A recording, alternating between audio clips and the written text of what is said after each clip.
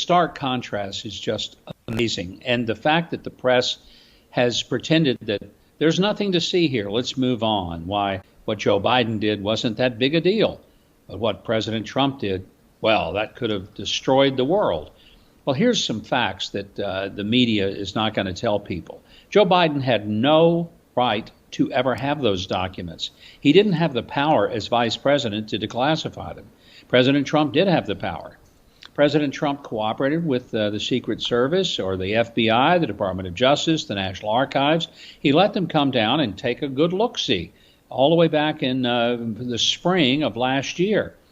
Then they came back and they wanted some more security. He gave it to them. 2 months later, their hair is on fire, and they do a pre-dawn raid with 27 heavily armed FBI agents in a SWAT team. The most significant contrast between what happened to President Trump and what was done with President Biden was this. There were no attorneys or representatives for Donald Trump who were allowed on the premises when that raid was going on. Now think about that. Joe Biden's situation was that all the documents that we know are documents that his lawyer said, oh, we found this one. Oh, by the way, we found another one. Some of these were found 6 days before the midterm election. The New York Times knew about that. Washington Post knew about it. Neither entity reported it. They sat and spiked on that story for 2 months. Why? Why are they protecting him and so? And how do we know these are the only documents? Do we just have to take Joe's word for it or his attorney's word for it?